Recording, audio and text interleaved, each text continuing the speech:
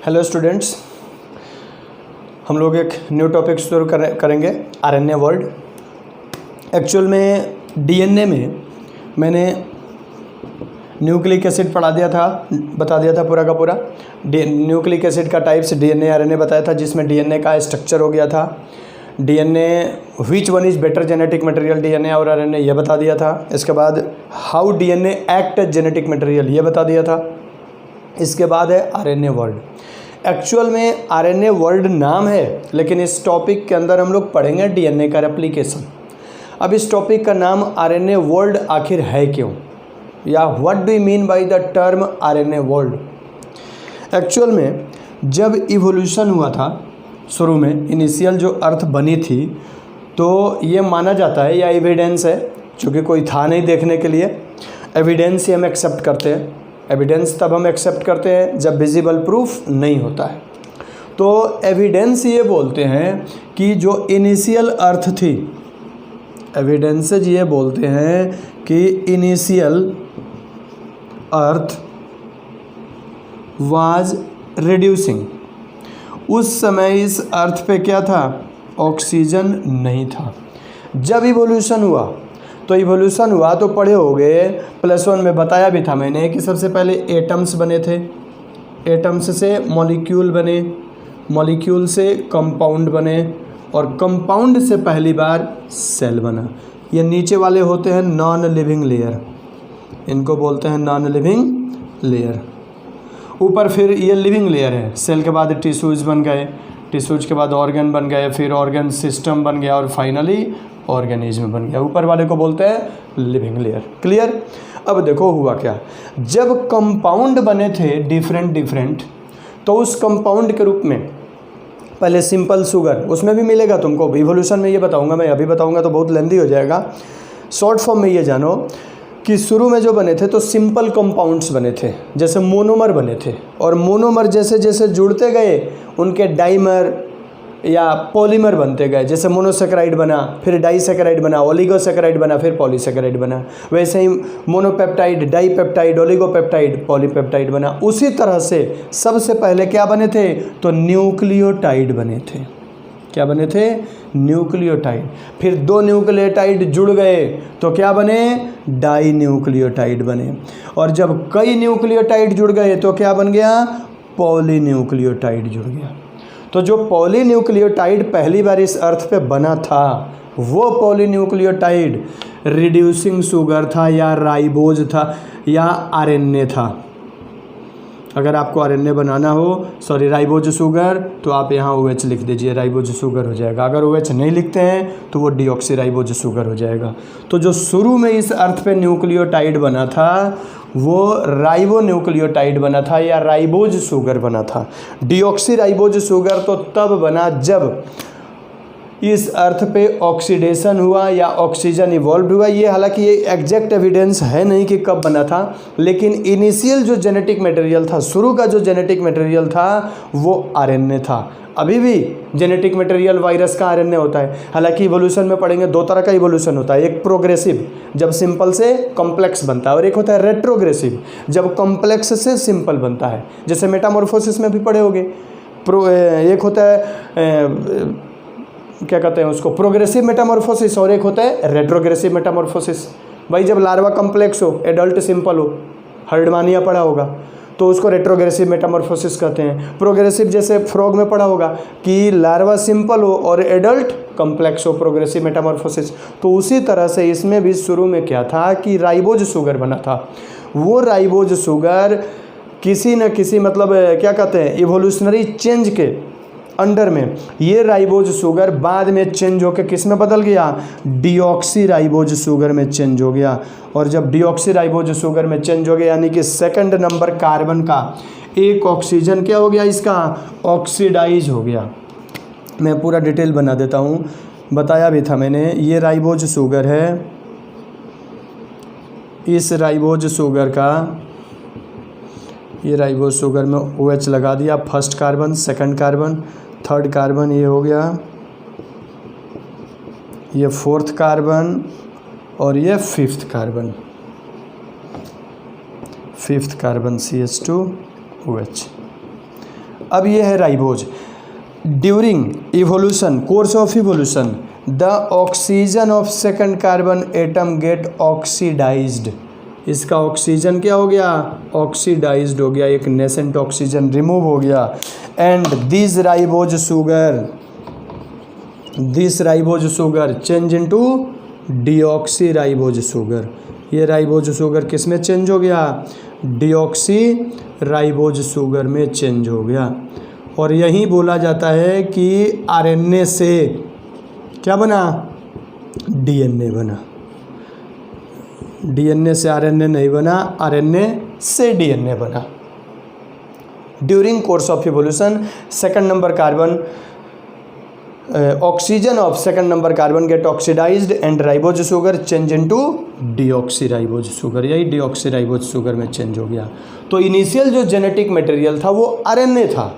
ये RNA metabolically change होकर के क्या बना? डीएनए बना। तो आरएनए से ही डीएनए बना है। बोला भी जाता है कि भाई जितनी भी प्रोटीन मशीनरी है, all protein machinery revolved around RNA. भाई डीएनए कुछ नहीं करता, डीएनए 3 आरएनए बनवाता है, एमआरएनए, आरआरएनए, टीआरएनए। इन तीनों आरएनए से पूरी प्रोटीन सिंथेसिस कराता है, चाहे वो स्ट्रक्चरल प्रोटीन बनाना हो, चाहे वो फंक्शनल प्रोटीन बनाना हो। स्ट्रक्चरल प्रोटीन यानी जो बॉडी बिल्डिंग के लिए बन रहा हो, एक्टिन, मायोसिन, ग्लोबिन प्रोटीन हो गया, कई सारे हैं, कॉन्ड्रिन हो गया। और फंक्शनल प्रोटीन जैसे एंजाइम्स हो गए, हार्मोन्स हो गए, अदर बायोएक्टिव मॉलिक्यूल्स हो गए, ये बनाना हुआ ये फंक्शनल प्रोटीन। सारा प्रोटीन कौन बनाता है? आरएनए बनाता है, डीएनए कुछ नहीं करता। तो फिर क्वेश्चन ये पूछा जाता है, जब डीएनए कुछ करता नहीं तो फिर डीएनए की ज़रूरत क्या है? तो डीएनए की ज़रूरत इसलिए है क्योंकि आरएनए में कुछ ऐसी प्रॉपर्टीज होती है जो हमारी जेनेटिक मटेरियल के लिए मतलब क्या कर सकते हैं? हार्मफुल हो सकता है।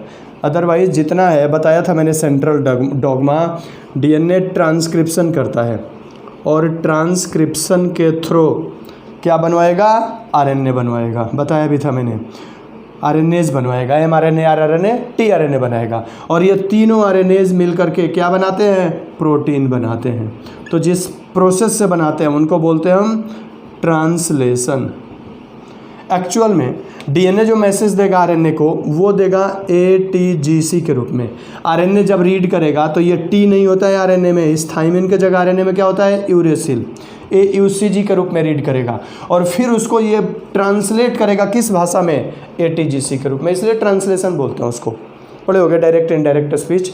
तो उसी तरह से होता है, ये लेगा AUGC के रूप में, कोड भेजेगा ATGC के रूप में, आरएनए रीड करेगा AUGC के रूप में और जो एक्सप्रेस करेगा फिर ATGC के रूप में एक्सप्रेस कर देगा।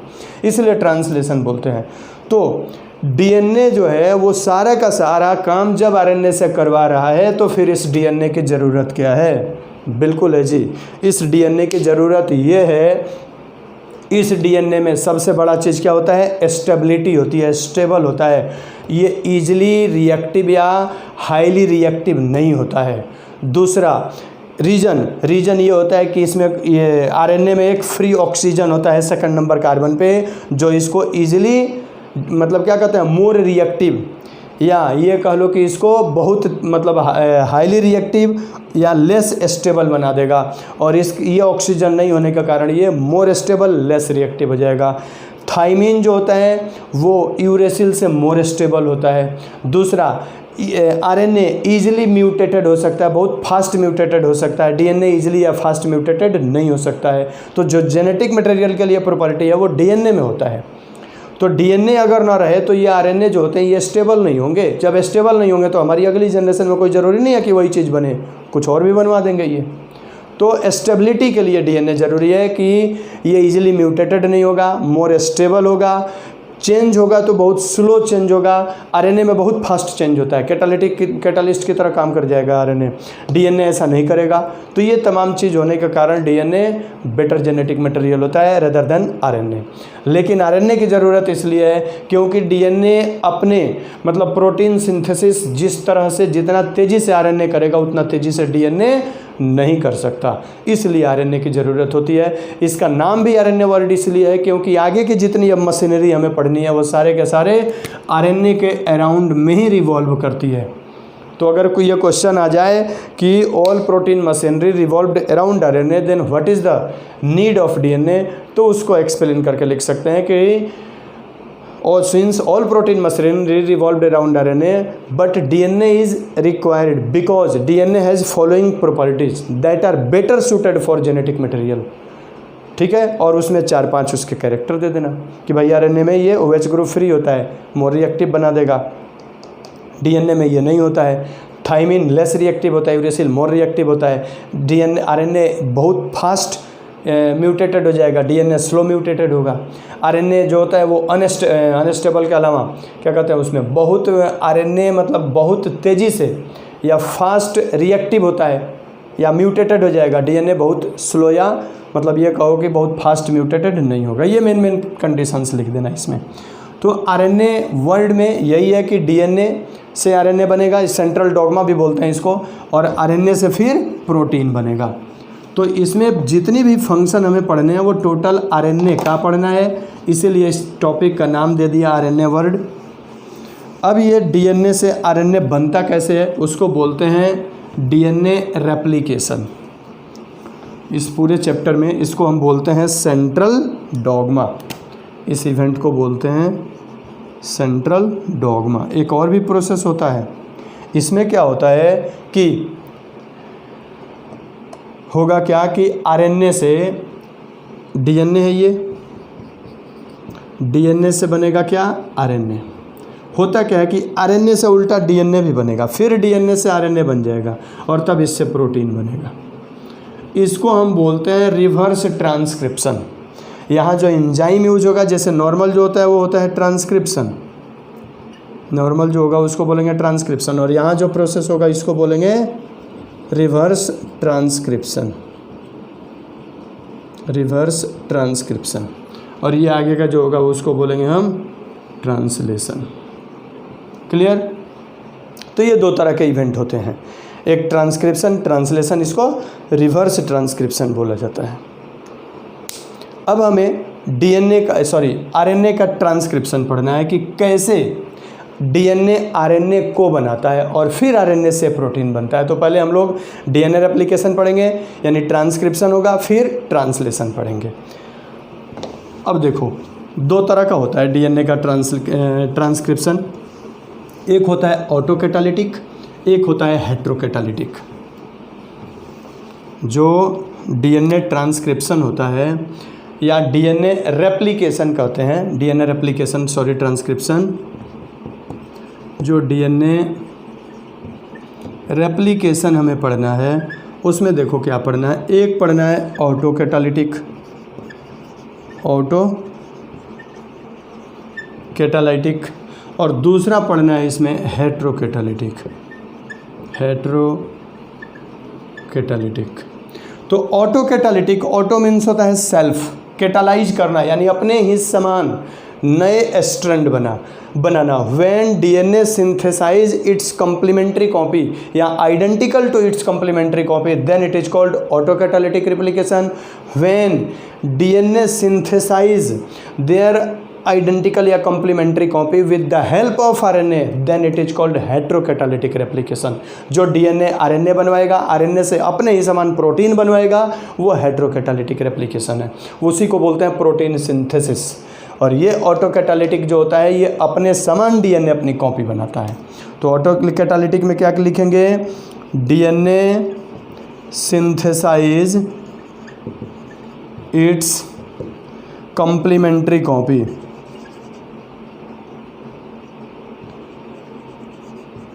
Complementary copies, identical, DNA synthesize its identical वही कॉम्प्लीमेंट्री कॉपीज।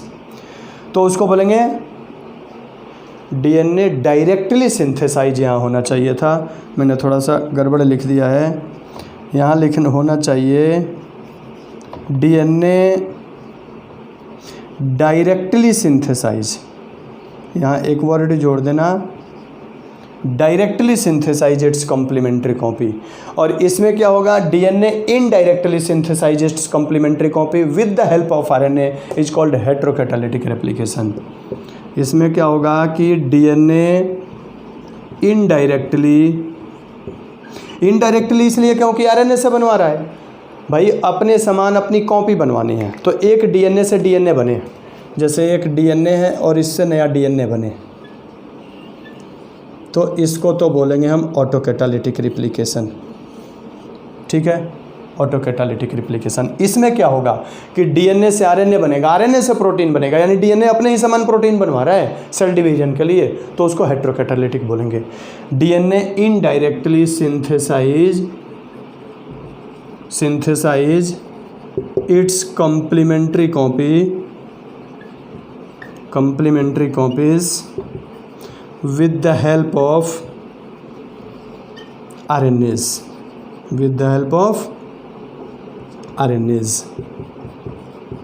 अब क्या होगा इसमें, तो डीएनए होगा, डीएनए से क्या बनेगा, आरएनए बनेगा, आरएनएज लिखो, और आरएनए से क्या बनेगा, प्रोटीन बनेगा, या प्रोटीन सिंथेसिस जो मतलब सेंट्रल डॉगमा है वो हेट्रोकैटालिटिक रेप्लिकेशन है। क्लियर। अब जो ये ऑटोकैटालिटिक रेप्लिकेशन होता है ये दो तरीके से होता है, एक होता है सेमी कंजर्वेटिव और एक होता है डिस्पर्सिव। अब देखो होता क्या है ये सेमी कंजर्वेटिव और डिस्पर्सिव, मैं छोटा करके बताता हूँ फिर एक्सप्लेन करूँगा। सेमी मीन्स होता है हाफ, कंजर्वेटिव का मतलब कंजर्व करना। सेमी कंजर्वेटिव में क्या होगा कि डीएनए का स्ट्रैंड अनवाइंड होगा और अपने समान वो नया स्ट्रैंड बनाएगा, इसको बोलेंगे हम सेमी कंजर्वेटिव, ये सेमी कंजर्वेटिव है। और दूसरा जो होता है उसको बोलते हैं डिस्पर्सिव। अब डिस्पर्सिव में देखो क्या होगा, ये डीएनए है, ठीक है, हमने इस डीएनए को लेकर के बीच से कट कर दिया, डीएनए को क्या कर दिया, कई पीस काट दिया, यहाँ से अलग कर दिया, यहाँ से अलग कर दिया, यहाँ से अलग कर दिया, सारे पीस अलग अलग कर दिए। ये सारे पीस जुड़ करके फिर से एक नया स्ट्रैंड बना लेंगे। पीस नहीं, डीएनए को लेकर के पूरा क्रैश कर दिया, क्रैश करके डिस्ट्रॉय कर दिया, फिर से ये नया डीएनए का कॉपी बना लेगा ये। तो इस तरह का डीएनए रेप्लिकेशन को डिस्पर्सिव बोलते हैं। तो ऑटोकैटालिटिक रेप्लिकेशन में डीएनए अपने ही समान नई स्ट्रैंड बनाएगा, इसमें कुछ नया नहीं बनवाएगा, अपनी कॉपी बनाएगा। ये तब बनाएगा जब उसको सेल डिवीजन करना होता है। हेट्रोकैटालिटिक ये तब करेगा, हालांकि सेल डिवीजन में दोनों होगा, सेल डिवीजन में भी यही होगा, लेकिन ये तब करेगा जब उसको किसी न किसी सेलुलर मशीनरी को रेगुलेट करना होगा। जैसे एग्जांपल के तौर पे कोई हार्मोन बनवाना है, प्रोटीन बनवाने हैं, एंजाइम बनवाने हैं, एंटीबॉडी बनवाने हैं, कुछ भी अगर बनवाने हैं तो वो हेट्रोकैटालिटिक रेप्लिकेशन करेगा। तो हेट्रोकैटालिटिक में डीएनए जैसा है, उसके ऊपर जीन है, आरएनए बनाएगा, उस आरएनए से उसी जीन की कॉम्प्लीमेंट्री कॉपी बना के तैयार करा लेगा, उसका काम हो गया। तो इसलिए तो इसको मास्टर मॉलिक्यूल बोलते हैं, क्योंकि ये सिर्फ ऑर्डर पास करता है। बाकी और ऑर्डर पास इसलिए करता है क्योंकि इसमें कुछ कैरेक्टर्स हैं। भाई उस पर टॉप पे कोई बैठा है, उसके अंदर कोई ना कोई एडवांटेजेस नहीं होंगे तो उसका ऑर्डर नीचे वाला सुनेगा नहीं। तो आरएनए का ये इसलिए सरदार बना हुआ है डीएनए, क्योंकि डीएनए के अंदर कुछ कैरेक्टर्स हैं, और वो कैरेक्टर्स हैं जो आरएनए में नहीं होते हैं। आरएनए बेचारा अब इसकी मजबूरी में वो करता है, पालन करता है। हालांकि डीएनए ही अपनी स्ट्रैंड से आरएनए बनाता है। डीएनए ऐसा नहीं है, डीएनए अनवाइंड होकर के, जैसे डीएनए क्या करेगा, इसमें ऑटोकैटालिटिक में बताता हूँ मैं एक बार। डीएनए क्या करेगा आरएनए बनाने के लिए, अपनी स्ट्रैंड को अनवाइंड करेगा, उसको टेम्पलेट डीएनए बोलते हैं। वो डीएनए जिसके ऊपर नए डीएनए आरएनए बनते हैं उसको बोलते हैं टेम्पलेट स्ट्रैंड। होगा क्या, जैसे ये डीएनए हो गया मान लो सपोज दैट, अब इस डीएनए में इतनी दूर के अंदर कोई जीन है, इसके अंदर कोई जीन है, उस जीन को प्रोटीन बनवाने हैं। अब इसी को अनवाइंड करेगा ये, अब इसी को अनवाइंड करेगा ये, अब यहाँ से अनवाइंड करेगा ये, जैसे जैसे आगे से ये खुलता जाएगा, यहाँ से ये बढ़ता जाएगा। अब अगर इसको अपने समान 2 डीएनए बनाने हैं तो ये आगे खुलता जाएगा, नया बनते जाएगा, लास्ट में 2 डीएनए बनकर तैयार हो जाएगा। अगर प्रोटीन सिंथेसिस कराना है तो वो ऑटोकैटालिटिक होगा, ये आगे अनवाइंड होता जाएगा, ध्यान रहे। ये लास्ट में क्या होगा, इस तरह से हो जाएगा, ये कंटिन्यू बनता जाएगा, ये इधर से जुड़ता जाएगा, इसमें भी ये कंटिन्यू बनता जाएगा, ये इधर से जुड़ता जाएगा। एक समय आएगा कि ये पूरा का पूरा एक डीएनए जो होगा वो 2 डीएनए बना लेगा कुल मिला के। तो ये ऑटोकैटालिटिक हुआ, ये 1 से 2 डीएनए बन गया। लेकिन अगर इसी को हेट्रोकैटालिटिक रेप्लिकेशन करना है तो क्या करेगा, इसी जीन को, ये जो जीन है उस जीन को क्या करेगा, अनवाइंड करेगा यहाँ का डीएनए, यहाँ का डीएनए क्या करेगा, अनवाइंड करेगा, और सिर्फ एक स्ट्रैंड बनाएगा यहाँ पे, सिर्फ और सिर्फ एक स्ट्रैंड बनाएगा। ये बनाते बनाते यहाँ तक मान लो जीन है, अब यहाँ तक बन जाएगा, तो बनते बनते धीरे धीरे ये पीछे से वाइंडिंग होता जाता है, आगे से ये बढ़ता जाता है, ये इस तरह से ये बढ़ता जाएगा, ये बढ़ते बढ़ते यहाँ तक आके ख़त्म हो जाएगा, और ये जो है बना हुआ स्ट्रैंड ये अलग हो जाएगा, ये अब ये आरएनए कहलाएगा। अब इतने दूर का जो जीन था वो जीन आ गया इस पे, इसको हम आरएनए बोलेंगे, एमआरएनए बोलते हैं। अभी इस एमआरएनए के साथ साथ बनाएगा आरआरएनए और टीआरएनए, आगे पढ़ेंगे, और उससे प्रोटीन सिंथेसिस करवा लेगा, तो वो ऑटोकैटालिटिक रेप्लिकेशन होगा। कराया दोनों काम डीएनए ने, एक में क्या किया, अपने ही समान दो डीएनए की कॉपी बना लिया तो ऑटोकैटालिटिक हो गया। दूसरे में क्या किया, डीएनए का एक स्ट्रैंड खुला, इसको टेम्पलेट बोलेंगे, वो स्ट्रैंड जिसके ऊपर नए डीएनए बनते हैं उसको बोलते हैं टेम्पलेट, नए डीएनए आरएनए। तो जब ऑटोकैटालिटिक होगा तो दो दो टेम्पलेट बनेंगे, एक टेम्पलेट ये ऊपर वाला भी होगा और एक टेम्पलेट ये नीचे वाला भी होगा, दो दो टेम्पलेट होगा। तो जब ऑटोकैटालिटिक रेप्लिकेशन करना होगा तब तो दो दो टेम्पलेट तैयार होगा, तभी जाके दो डीएनए बनेंगे, एक से दो बनेंगे। अगर हेट्रोकैटालिटिक करना है तब एक टेम्पलेट बनेगा, दूसरा टेम्पलेट नहीं बनेगा, उसको कोडिंग बोलते हैं, आगे बताएंगे क्यों बोलते हैं। अब वो एक जब टेम्पलेट बिहेव करे तो उसमें आरएनए बनेगा, उस आरएनए से क्या कराएगा, प्रोटीन सिंथेसिस कराएगा। हम लोगों को शुरू में पढ़ना है ऑटोकैटालिटिक, उसके बाद में पढ़ना है हेट्रोकैटालिटिक। तो पहले ऑटोकैटालिटिक में पढ़ेंगे कि ये डीएनए कैसे अपने ही समान दो डीएनए बनाता है, एक्सपेरिमेंटल प्रूफ भी है इसका, वो भी एक्सप्लेन करेंगे। और हेट्रोकैटालिटिक में पढ़ेंगे दो स्टेप, एक ट्रांसक्रिप्शन और एक ट्रांसलेशन। तो ट्रांसक्रिप्शन में डीएनए से आरएनए बनेगा, ट्रांसलेशन में आरएनए से प्रोटीन, आरएनए मिल करके प्रोटीन बनाएंगे। तो वही मैंने बताया था, ये इसमें भी ट्रांसक्रिप्शन में तो एक डीएनए से दो डीएनए बन जाते हैं, और ट्रांसलेशन में डीएनए से क्या बनता है, प्रोटीन बनता है, या वही प्रोटीन सिंथेसिस उसको बोलते हैं। तो हम लोग ऑटोकैटालिटिक और हेट्रोकैटालिटिक यही पढ़ेंगे इसमें। ऑटोकैटालिटिक में भी मोस्ट ऑफ द जो डीएनए होते हैं उसमें सेमी कंजर्वेटिव ही होता है, डिस्पर्सिव बहुत कम डीएनए है जिसमें डिस्पर्सिव मोड ऑफ रेप्लिकेशन होता है। ज़्यादातर जो डीएनए है वो उनमें सेमी कंजर्वेटिव ही होता है। ये सेमी कंजर्वेटिव ऊपर अनवाइंड होते होते पूरा खुल जाएगा और यहाँ पे एक से दो डीएनए बन जाएगा। तो ध्यान रहे इसमें एक स्ट्रैंड जो ये बनते जा रहा है ये न्यू स्ट्रैंड होगा और एक जो होगा वो ओल्ड स्ट्रैंड होगा। यानी कि अगर यहाँ पे ये अनवाइंड हुआ है तो एक स्ट्रैंड जो होगा वो क्या होगा, ओल्ड होगा, या पेरेंटल बोलते हैं उसको। ये ब्लैक वाला पेरेंटल है और एक स्ट्रैंड जो होगा वो क्या होगा, न्यू होगा, या ये कह लो कि न्यू सिंथेसाइज्ड स्ट्रैंड होगा ये। तो ये रेड वाला जो होगा वो होगा न्यू स्ट्रैंड और जो ब्लैक वाला होगा वो क्या होगा, ओल्ड होगा या पेरेंटल होगा, ओल्ड होगा या पेरेंटल होगा। तो एक कैरेक्टर तो पेरेंटल का आएगा ही। अब जो नया बनेगा, ऑटोकैटालिटिक की बात बता रहा हूँ मैं, अब जो नया बनेगा तो एक स्ट्रैंड जो होगा दो डीएनए बन के तैयार होंगे। तो जब दो डीएनए बन के तैयार होंगे तो एक स्ट्रैंड जो होगा वो पेरेंटल होगा और एक स्ट्रैंड जो होगा वो क्या होगा, न्यूली सिंथेसाइज्ड होगा। ये इस तरह से बन करके तैयार होके आएगा। अब ये दोनों के दोनों स्ट्रैंड क्या हो गए, न्यू हो गए, ठीक है। और जो ओल्ड वाला है वो ब्लैक वाला है, क्या है ये, ओल्ड है या पेरेंटल है। तो अगर हमारा डीएनए है कोई भी तो उसमें एक स्ट्रैंड हमारा अपना न्यू स्ट्रैंड है और दूसरा जो है वो एक जो होगा वो पेरेंटल स्ट्रैंड होगा। अब ये बनाते कैसे हैं, ये एक्सपेरिमेंटल प्रूफ हम पढ़ेंगे। पहले अनवाइंडिंग होती है, मतलब इसमें भी 3 स्टेप होता है, इनिशिएशन होता है, फिर चेन इलोंगेशन होता है, फिर टर्मिनेशन होता है। प्रोटीन सिंथेसिस में भी पढ़ेंगे यही चीज़ें कि इनिशिएशन, इलोंगेशन और टर्मिनेशन होता है। तो ये तीनों स्टेप अलग अलग पढ़ेंगे। ऑटोकैटालिटिक पहले पढ़ेंगे, फिर हेट्रोकैटालिटिक पढ़ेंगे।